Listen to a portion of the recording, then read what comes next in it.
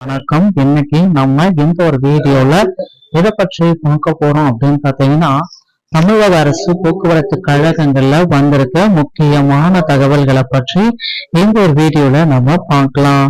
நீங்க நம்முடைய சேனலை முதல் முறையா பாக்குறீங்க அப்படின்னா மறக்காம ஒரு சப்ஸ்கிரைப் பெல்ல கிளிக் பண்ணி வச்சுக்கோங்க. வாங்க வீடியோக்குள்ள போகலாம்.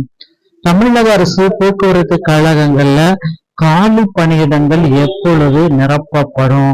எல்லோருமே கேட்கிறாங்க. நிறைய கேள்விகள் கேட்டுட்டு தாங்க இருக்காங்க. சோ டிஎன்எஸ்டிசில முதல்வர் விஜய் அவர்கள் இந்த 2026 காலி பணியிடங்களுடைய அறிக்கை எப்பொழுது வெளியிடப்பாரு? சோ அதை பற்றி நம்ம பார்க்கலாம். டிசிசி 2025ல நடைபெற்ற டிசிசி நியமனங்கள்ல முறைகேடு.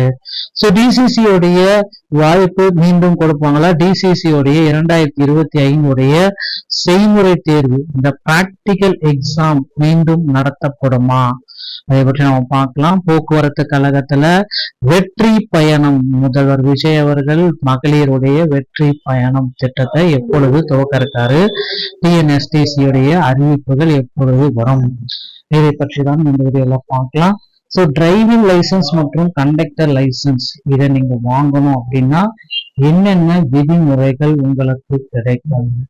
ஸோ யாரெல்லாம் இதை வாங்க தகுதி உடையவர்கள், எப்படி வாங்கலாம்? ஸோ இதை பற்றி தான் இந்த வீடியோல நம்ம பார்க்கறதுக்கும், நீங்க நம்முடைய சேனலை முதல் முறையா பார்க்குறீங்க அப்படின்னா மறக்காம ஒரு சப்ஸ்கிரைப் பெல்ல கிளிக் பண்ணிச்சுக்கோங்க. வாங்க வீடியோக்குள்ள போகலாம். தமிழக போக்குவரத்து கழகங்கள்ல புதிய அறிவிப்புகள் விரைவில் எப்பொழுது வரும்? எல்லோருமே கேட்டுட்டே இருக்காங்க. 2026ல கிட்டத்தட்ட 28,000 காலி பணியிடங்களை போக்குவரத்து கழகத்துல நிரப்பியே ஆகுவோம் அப்படின்ட்டு குறிப்பிட்டு சொல்லியிருக்காங்க. டிரைவர், கண்டக்டர் உள்ளிட்ட அனைத்து பணியிடங்களுமே 28,000க்கு மேற்பட்ட காலி பணியிடங்கள் தமிழக அரசு போக்குவரத்து கழகத்துல விரைந்து நிரப்பப்படும் அப்படின்றத குறிப்பிட்டு சொல்லிட்டாங்க. சோ பள்ளிகள் நம்மளுடைய பகுதி அளவு பாத்தீங்கன்னா போக்குவரத்து கழகத்துல தற்காலிக ஊழியர்கள், ஓட்டுநர்கள் மற்றும் நடத்துனர்களை நியமிச்சுட்டு வந்தாங்க. சோ அதை பாத்தீங்கன்னா முடித்து வைக்கப்பட்டு புதுசா நிரந்தர ஓட்டுநர்கள் மற்றும் டிரைவர்களை எடுப்பாங்க அப்படின்றது எல்லோருடைய கருத்துமா இருக்கு. சோ நிச்சயமா நிரந்தர ஓட்டுநர்கள் மற்றும் டிரைவர்கள் அதிக அளவில் எடுக்க போறாங்க. இந்த 2026ல 26,000ல இருந்து 28,000க்கு மேற்பட்ட முக்கியமான அறிவிப்புகள் நிச்சயமா வரலாம். சோ இதுக்கு யாரெல்லாம் இந்த போக்குவரத்து கழகத்துல விண்ணப்பிக்க தகுதியான நபர்கள் அப்படின்னு பாத்தீங்கன்னா, சோ முதற்கட்டமா டிரைவிங் லைசன்ஸ் மற்றும் கண்டக்டர் லைசன்ஸ் வச்சிருக்க அனைத்து நபர்களுமே இதற்கு தகுதியானவர்கள். ஓகேங்களா? சோ இதற்கு முதற்கட்டமா டிரைவிங் லைசன்ஸ் மற்றும் கண்டக்டர் லைசன்ஸ் வச்சிருந்தீங்க அப்படின்னா நிச்சயமா உங்களுக்கு தகுதி இருக்கு.